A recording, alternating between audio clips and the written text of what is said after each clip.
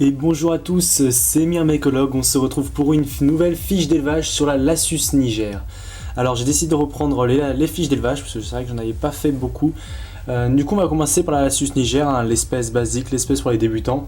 Alors cette espèce, c'est une espèce clé, dont tout le monde normalement va passer par cette espèce pour commencer l'élevage. Leurs reines vivent environ jusqu'à 28 ans et environ 3 ans pour une ouvrière. 28 ans c'est vraiment le max, sinon ça tourne environ une vingtaine d'années normalement. C'est vraiment long, comme vous pouvez savoir c'est des colonies qui peuvent vous durer une bonne partie de votre vie, donc il faut vraiment en prendre soin. La reine mesure entre 1 cm, 1 cm, 1,3 cm, ça dépend mais c'est toujours environ des 1 cm, et de 2,5 à 5 mm pour une ouvrière. La taille des colonies, ça peut varier, vraiment les plus grosses colonies in vitro, ça peut aller jusqu'aux millions d'individus, mais la plupart du temps, même dans la nature, ça va pas dépasser les dizaines de milliers, quoi. Le passage de l'œuf à l'ouvrière, à l'imago, c'est entre 4 à 6 semaines, ça dépend de la température que leur fournissez et des aliments.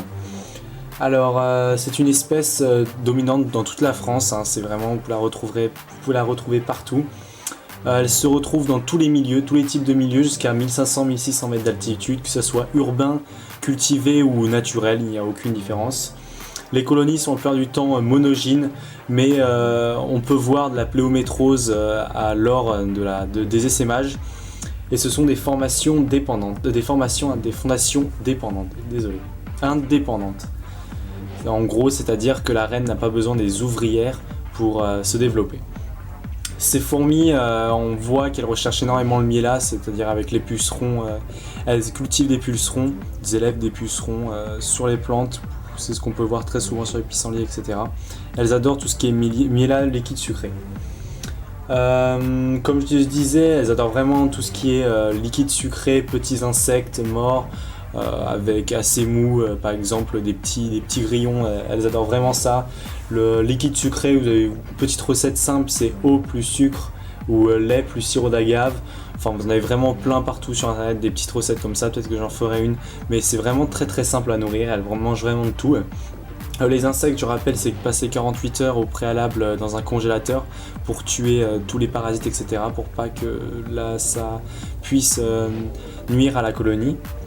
Un coton humide aussi doit être laissé à disposition pour que les fourmis puissent s'y abreuver. Bon là, comme vous pouvez voir, c'est dans un tube, donc il y a le coton humide, mais toujours mettre un petit abreuvoir pour que les fourmis puissent boire et qu'il n'y ait aucun problème.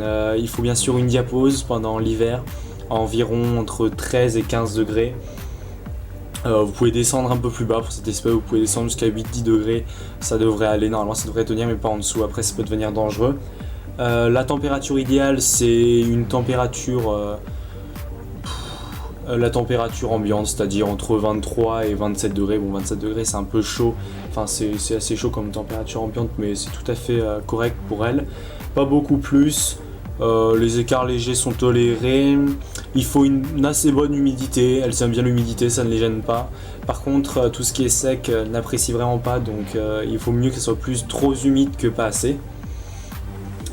Pour les cocons par contre, il faudra toujours une partie humide pour qu'ils puissent se faire dans de bonnes conditions.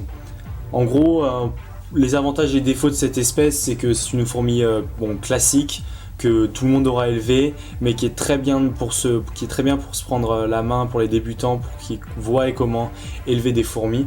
Elles sont très populeuses, elles peuvent être très rapidement très populeuses, elles sont très actives.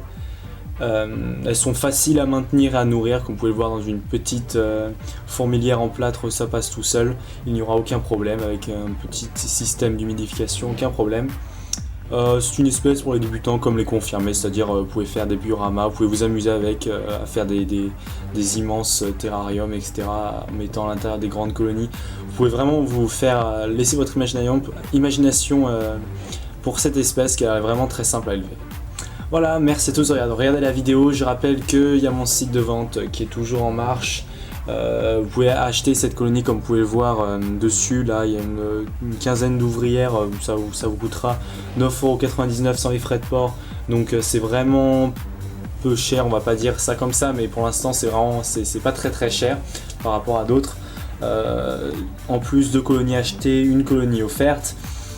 Mais les prix baisseront au fur et à mesure d'ici plusieurs années. Hein. Sur les années, je ferai baisser les prix. Pour l'instant, ça restera comme ça. Donc n'hésitez pas à en profiter. Voilà. Les frais de port n'étant pas trop chers. Du coup, je vous dis merci à tous d'avoir regardé la vidéo. Laissez un commentaire si vous avez des questions pour comment les élever.